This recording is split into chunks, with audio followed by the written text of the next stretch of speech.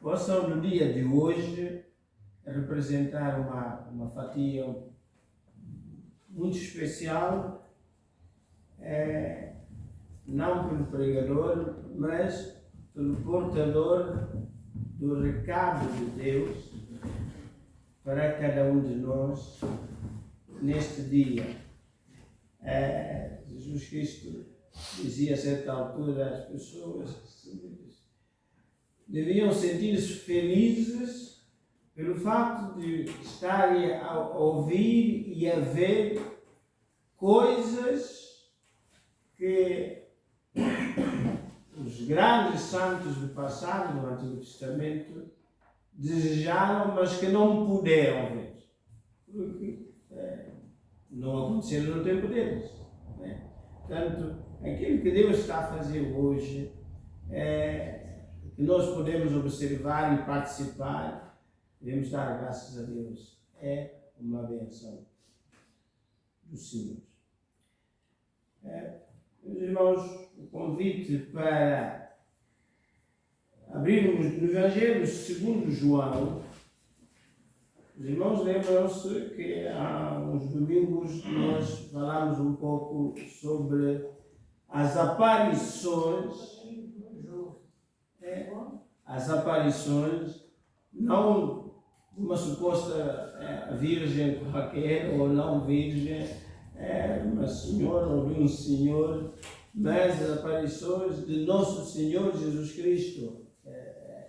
São aquelas que estão escritas na Bíblia e que nós valorizamos, porque estão aqui na palavra do Senhor. Evangelho segundo João, capítulo 21.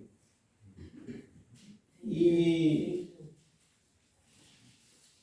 os escritos do chamado discípulo amado, do verso 1 até o verso 7. Evangelho segundo João, capítulo 21, do verso 1 ao verso 7. Um dos episódios que relata o aparecimento do nosso Senhor Jesus Cristo, depois da ressurreição. Escreve João dizendo, depois disto, e este disto evidentemente tem a ver com os capítulos anteriores até ao verso 31 do capítulo 20. Depois disto, manifestou-se, revelou-se Jesus outra vez. E contando número de vezes que isto aconteceu, em termos de ordem cronológica, portanto, conforme iam aparecendo, esta é a terceira aparição de nosso Senhor Jesus Cristo a seguir a sua ressurreição. Outra vez, aos discípulos, junto do mar de Tiberíades, ou mar da Galileia, ou lago da Galileia, que tem 41 quilômetros de comprimento e 21 de largura. Mar de Tiberíades, e manifestou-se desta maneira, assim. Estavam juntos, já tinha o autor referido que os apóstolos, nos primeiros tempos, permaneceram todos juntos,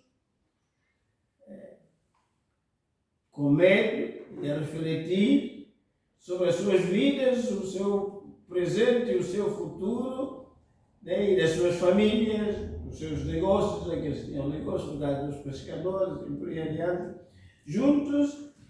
E, meus irmãos, é interessante a maneira como o apóstolo João apresenta os presentes nesta reunião. Estavam juntos Simão Pedro. O autor tem em conta tudo o que tinha acontecido, particularmente aquela experiência da negação, Pedro dizer 3 vezes, né? Bem, porque há um processo que nosso Senhor Jesus Cristo está a desenvolver, né, nas diversas aparições, ou em algumas delas, a preocupação de restaurar, estender a mão, dar a mão a Pedro e a todos os outros para os trazer de volta junto a ele, porque tinha um trabalho para eles fazer. Aquela experiência do capítulo 10 de Mateus não foi só naquela primeira aula prática, mas eles foram praticando para estarem preparados para o tempo em que, de facto, todos os dias ou a toda hora, eles arregaçariam as mangas, né, para o serviço. Pedro, Tomé, que já foi referido, que está referido no capítulo anterior, é o homem das dúvidas, né, da descrença,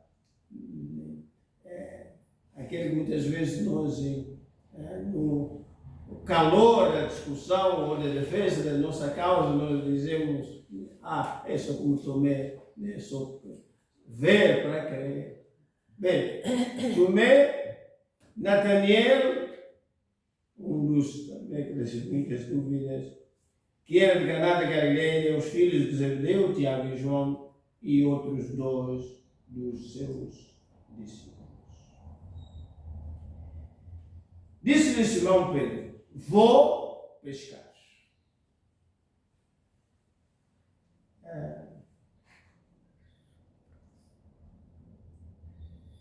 Pedro quer voltar àquilo que fazia antes do encontro com o nosso Senhor Jesus Cristo. Meus irmãos, ao longo do nosso percurso como cristãos, não são poucos os momentos em que somos convidados a olhar para trás e a desejar voltar para trás. Porque a vida que está é complicada. Não é como muitos a pintam, cor-de-rosa, escadas rolantes, elevadores, até o arranha-céu, aquelas vistas maravilhosas dos arranha-céus, da torre mais alta do país tal, da cidade tal, não. E os discípulos estão a viver momentos de crise. Tinham famílias, gente a sustentar. Simão Pedro disse: vou pescar. Disseram-lhe eles: também nós vamos contigo. Pois eram artistas daquela arte. Subiram logo para o barco e naquela noite nada apanharam. Se frustrados saíram, se frustrados se encontravam. Meus irmãos, as coisas ficaram ainda piores, porque não deu nada. Naquela noite nada apanharam. E sendo já amanhã, e amanhã para o pescador, revela se valeu a pena ou não valeu a pena.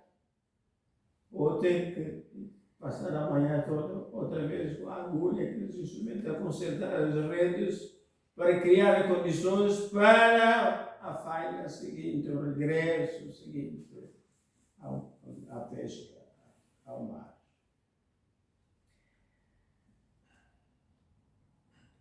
Verso 4 diz que: e sendo já manhã,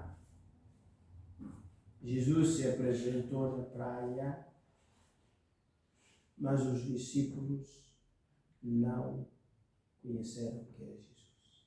Meus irmãos, quando nós lemos a Bíblia com alguma atenção, reparamos que esse período depois da ressurreição de nosso Senhor Jesus Cristo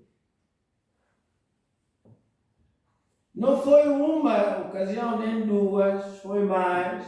em que ele aparece junto daquelas pessoas que tinham convivido com ele durante 3 anos, noite e dia, mas de repente tinham perdido a capacidade de o reconhecer. Faz pensar, meus amigos, que vocês enviados, irmãos. Em 3 dias, parece que lhes varreu a imagem do Senhor, a voz do Senhor, a obra do Senhor. Já é um estranho.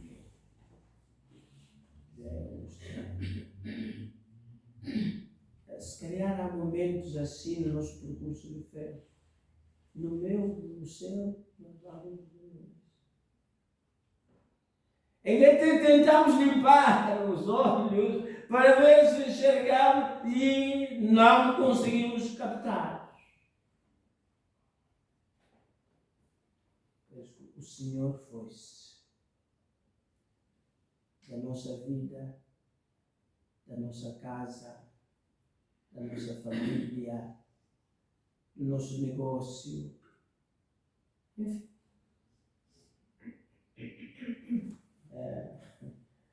Mas os discípulos não é gente de fora, é gente de dentro.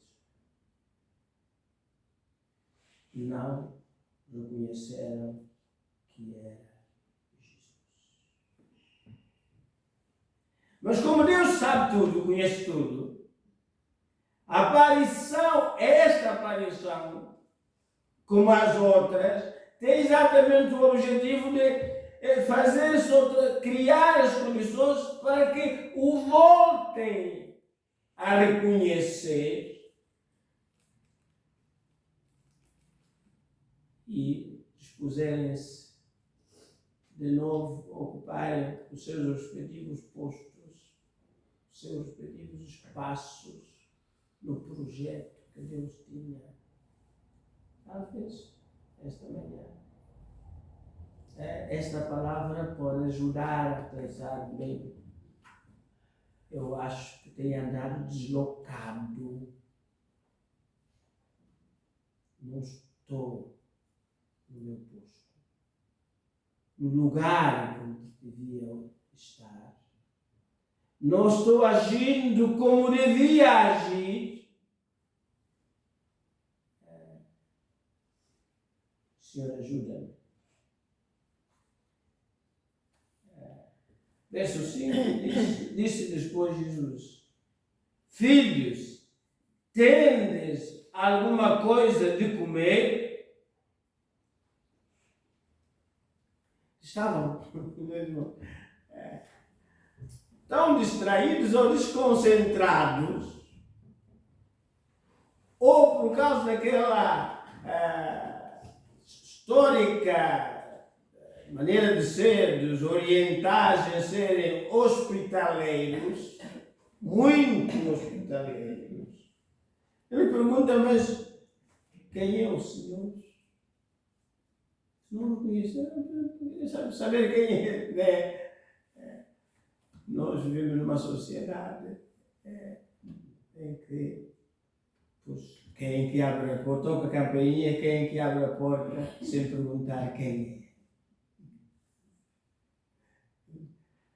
Na minha família, e eu sou daqueles que normalmente, quando gosto da campainha tocar, carrego no botão e a minha gente diz, quem é? Eu não sei, tocou por aqui e eu carreguei no botão. E tá.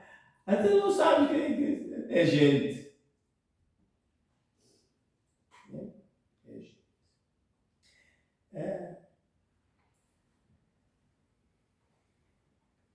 Verso 6.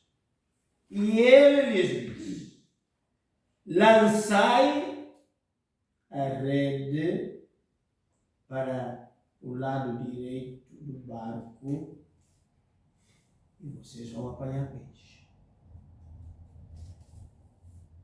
Um estranho falar assim.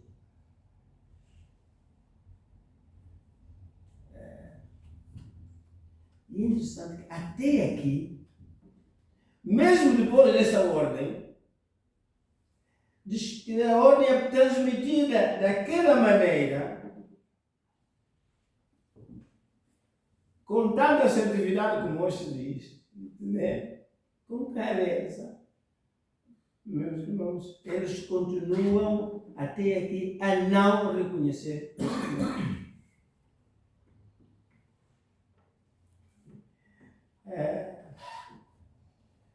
Pelo menos alguma coisa. Eles eram mesmo, continuavam a ser gente boa, porque um estranho lhes dá uma ordem e eles dispõem-se a cumprir. Imagina a diferença entre aquela sociedade e a nossa sociedade. Mesmo aquele que a gente sabe que é o chefe, dá a ordem e às vezes não cumprimos, quanto mais cumprir a ordem de um estranho. E numa faina, num trabalho em que eles, os discípulos, eram realmente doutores e engenheiros, eram artistas, eram pescadores, a maioria deles.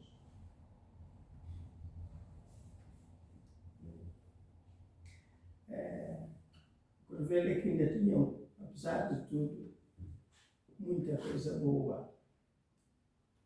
E o Senhor sabia disso.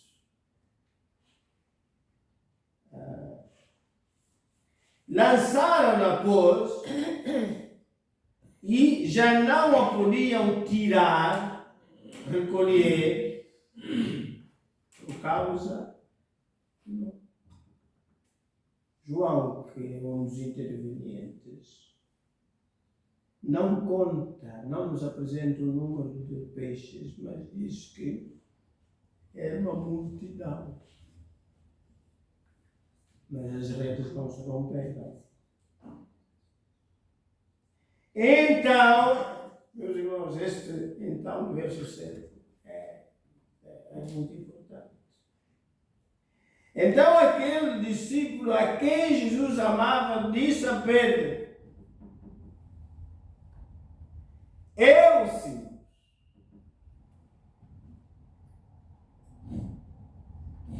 Meus irmãos, os sábios do Egito, quando o nosso Moisés foi acompanhado de Arão para ir apresentar a proposta de Deus, de ele deixar, o faraó deixar sair o povo do Senhor, sabemos que os primeiros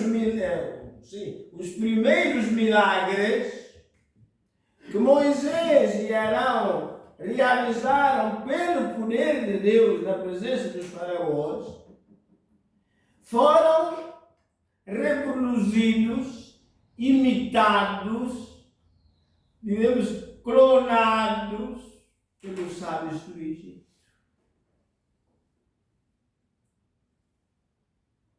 Satanás pode fazer milagres, pois faz. Embora tenha limites, mas ainda faz algumas coisas.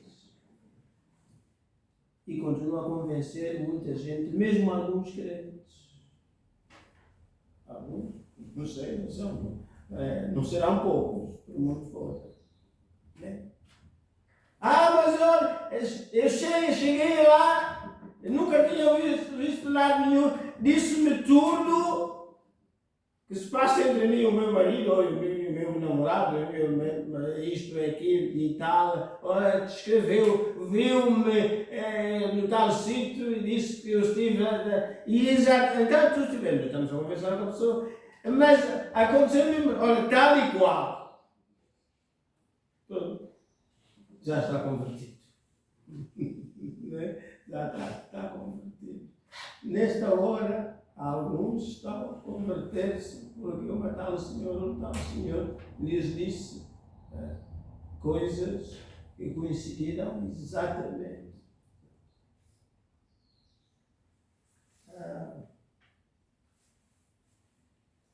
É o Senhor,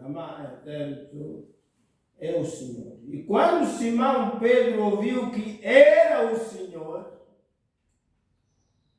meus meus irmãos, este é um dos pontos principais deste texto.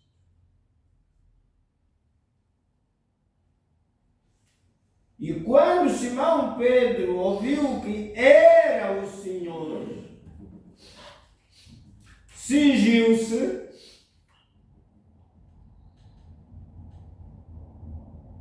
com a túnica, porque que ele se cinge? Né? Como é que ele pega? Como que é o roupão, o robe, né? E então ele diz aqui o texto, porque ele fala que estava nu. Não quer dizer que Pedro, portanto, o termo grego não significa que Pedro estava completamente despido, nu, que não tinha nada. Simplesmente, né?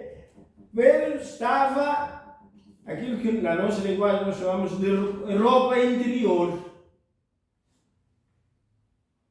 Umas cuecas, espécie, uma tangazita, né? Ele estava assim. E quando ele descobre, por aquilo que o colega diz, é o Senhor, Pedro reage. E meus irmãos, e Pedro reage como reagir por quê?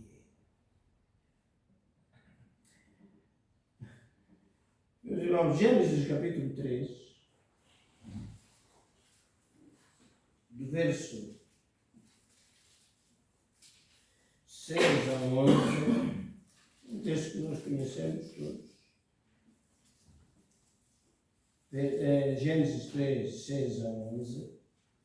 E vendo a mulher que aquela árvore era boa para se comer e agradável aos olhos, e árvore desejável para dar entendimento, tomou do seu fruto e comeu, e deu também a seu marido, e ele comeu com ela. Então foram abertos os olhos de ambos, e conheceram que estavam nus, e cozeram folhas de figueira, e fizeram para si aventais. É a consciência da presença de Deus que faz com que os nossos primeiros pais, que não andavam vestidos, né? Mas porque o pecado tinha entrado no mundo, meus irmãos, a época da nudez, ou do nudismo, tinha terminado. Mas o homem de hoje quer restaurar, que a gente volte ao Éden, ou antes desta experiência de Eva e Noé. Já não dá. Já não vai ser. Já não dá. E já não vai ser. Meus irmãos, no inário cantor cristão, há um hino que é 376, se não me engano, 376, não vamos cantar, mas ler só a terceira estrofe, o hino é muito bonito, né? Livros do medo temos ficado, mas a terceira estrofe diz o seguinte: graça real, não há mais castigo, temos a paz sem medo e perigo, vestes reais, não triste nudez, Cristo enriquece de uma vez. Triste nudez. Meus irmãos, Apocalipse, o livro do Apocalipse fala do amanhã, que há de da vida dos crentes. E é interessante como dá ênfase, né, ao estar vestido. Paulo dirá que com decência e honra. Meus irmãos, a cultura dos nossos dias, já do tempo do pecado, sempre nos puxa a voltar cada vez mais para trás. Mas Apocalipse capítulo 4, vejam comigo, Apocalipse capítulo 4, o que está lá escrito, meus irmãos? Apocalipse 4, verso 1 a 4, primeiro. Depois destas coisas, olhei, e eis que estava uma porta aberta no céu. Meus irmãos, no céu não há nudismo. Né? No céu não há nudismo. Agora o Senhor, e a primeira voz que, como de trombeta, ouvira falar comigo, disse: sobe aqui e mostrar-te-ei as coisas que depois destas devem acontecer. E logo fui arrebatado em espírito, e eis que um trono estava posto no céu, e um assentado sobre o trono. E o que estava sentado era na aparência semelhante a pedra de jaspe e sardônica, e o arco celeste estava ao redor do trono, e parecia semelhante à esmeralda. E ao redor do trono havia 24 tronos, e via sentados sobre os tronos 24 anciãos. Como é que é? Vestidos, né? No céu. No céu podia ser andar nu, né? Porque, né, é melhor do que o Éden antes de Adão e Eva pecarem.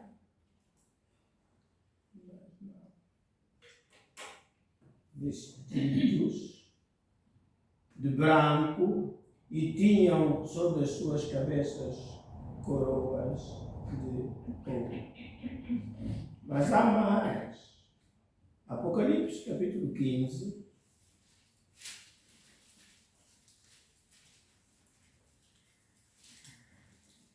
A partir do verso 1. E vi outro grande e admirável sinal no céu, 7 anjos que tinham as 7 últimas pragas, porque nelas é consumada a ira de Deus. E vi um como mar de vidro, misturado com fogo, e também os que saíram vitoriosos da besta, e da sua imagem, do seu sinal, e do número do seu nome, que estavam junto do mar de vidro. E cantavam, diz verso 3, o cântico de Moisés, servo de Deus, e o cântico do Cordeiro, dizendo: grandes e maravilhosas são as tuas obras, Senhor, Deus Todo-Poderoso. Justos e verdadeiros são os teus caminhos, ó Rei do Santo. Quem te não temerá, ó Senhor? O que está por trás da atitude de Pedro, quando João diz: eu, Senhor, e ele estava, né, vestido com roupa interior ou de tanga, por temor e respeito diante de quem estava, e ele disse ao mar.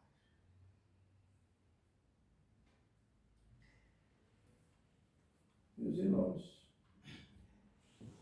um dos argumentos, e vem o verão. O verão é propício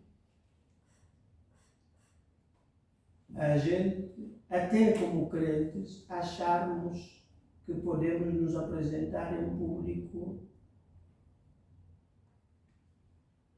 como quisermos. Que não faz mal nenhum. Né? Até porque, pronto, os benefícios do sol, a vitamina D e por aí adiante, Mas, meus irmãos, e às vezes é quase que transformamos as reuniões, um culto, como se fosse uma passarela de praia. Quanto menos roupa, melhor. Que é para apanhar sol.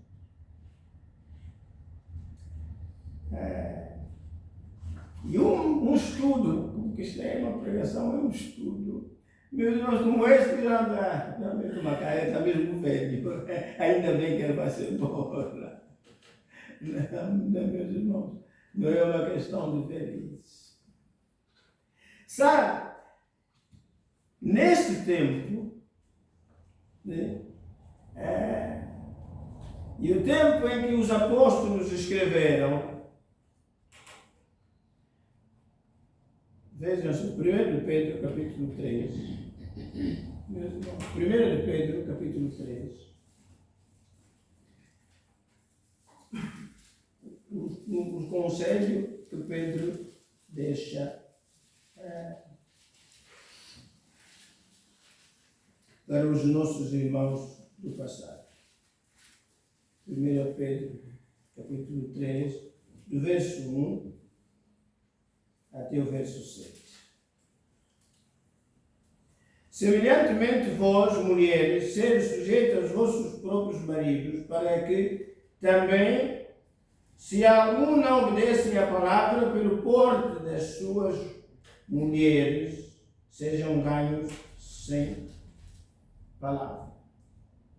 Considerando a vossa vida casta, em temor, o enfeite delas não seja o exterior, no frisar dos cabelos, no uso das joias de ouro, na compostura dos vestidos, mas o homem encoberto no coração, no incorruptível trajo de um espírito manso e quieto, que é precioso diante de Deus, porque assim se adornavam, olha a comparação, meus irmãos, verso 5, porque assim se adornavam. Pedro não é contra os adornos. Assim se adornavam antigamente as santas mulheres que esperavam em Deus e estavam sujeitas aos seus próprios maridos, como Sara obedecia a Abraão, chamado de Senhor. Meus irmãos, a distância no tempo entre este texto de Pedro e a nossa mãe Sara são cerca de 1500 anos. E estas nossas irmãs e mamás podiam dizer: oh irmão Pedro, tenha paciência. Quer que a gente volte 1500 anos atrás? Claro que não é isto que Pedro quer. Mas havia virtudes, hábitos, postura e compostura de Sara na gestão do seu lar, da sua vida, que, segundo Pedro, deviam continuar a ser assim, porque a palavra de Deus e as coisas boas não caducam. E iremos nós, então, mas quando Pedro escreveu, nós já passaram cerca de 2000 anos. É só uma diferença de 500. Isso, meus irmãos, o que Pedro escreveu pode continuar a ter e deve continuar a ter validade nos nossos dias. O argumento de que nós já estamos no século XXI e por isso o crente, seja na praia, no piquenique, não sei aonde, na igreja, na adoração, no culto de adoração a Deus, que ande esteja desmazelado, não faz sentido, porque perdemos a noção que o apóstolo Pedro teve, lhe veio à cabeça, Ele estava na praia, né? A pescar, estava à vontade. Estava à vontade. E o espírito da nossa época, de que podemos estar à vontade em todo sítio, em qualquer lugar, independentemente de onde estivermos, e por ter estado relaxado, leva-nos a perder a noção de que nós pertencemos a um Deus. E a primeira questão do catecismo é: onde está Deus? E a resposta é: Deus está em toda parte. Muitas vezes somos traídos quando achamos que o único santuário é este espaço. E então aqui, a gente coloca, guarda o teu pé quando entrares na casa do Senhor. Mas quando sairmos aqui, não precisamos guardar o pé, até podemos tropeçar e tudo, não há problema nenhum. Já não estamos aqui dentro, onde o Senhor está.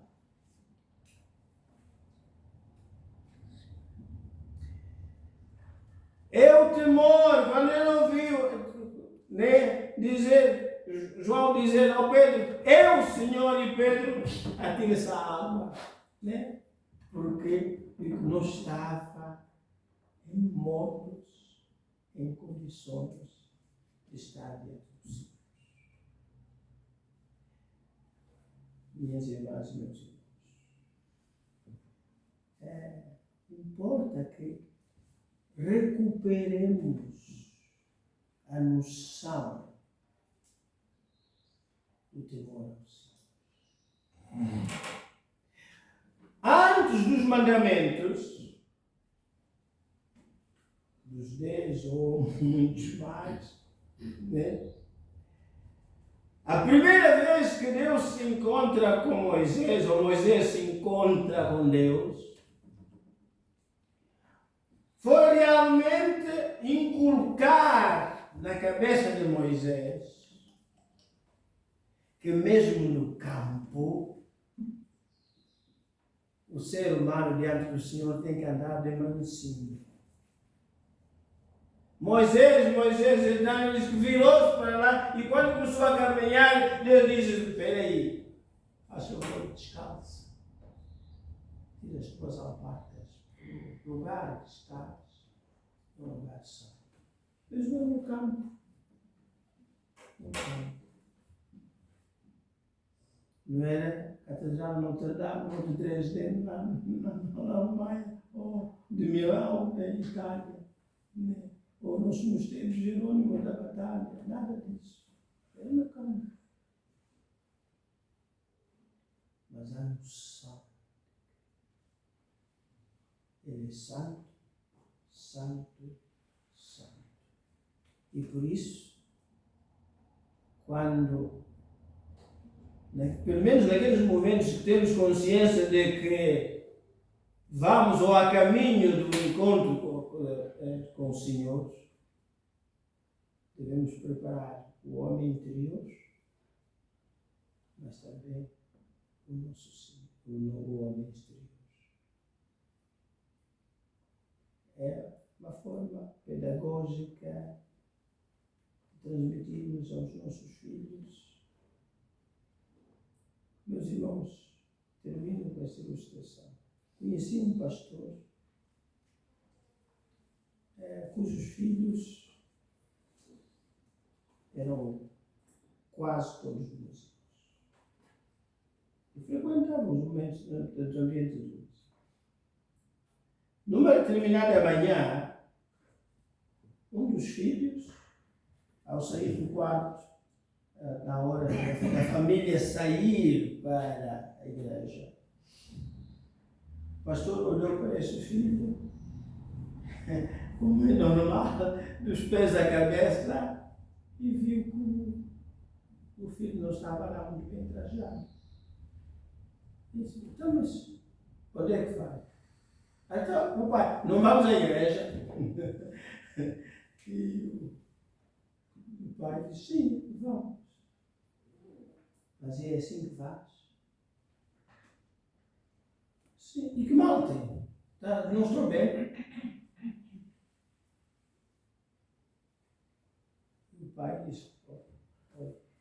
filho, acho que não estás bem. E esse filho diz, mas a hora que é, será que ainda posso mudar? E o pai diz, nem que a gente chegue atrasado, é melhor do que ir assim. Mas por quê? E o pai disse ao filho dele, se achas que estás bem assim, para ir à casa do Senhor, então vamos aqui assinar um contrato. A partir de hoje, sempre que houver um espetáculo em que tu vais participar, pode ser assim. Ah, não, mas então o maestro, o dirigente, não deixa, nós temos um código, temos que nos apresentar de uma determinada maneira. Ah, sim. Então, o maestro exige e tu estás disponível a fazer isso. Mas o grande maestro, melhor do que o Carayana ou outros famosos maestros, já não é preciso levar a sério. Vamos embora para casa, meus irmãos, lembrando que o nosso irmão Pedro, o grande apóstolo, é respeito à presença do Senhor.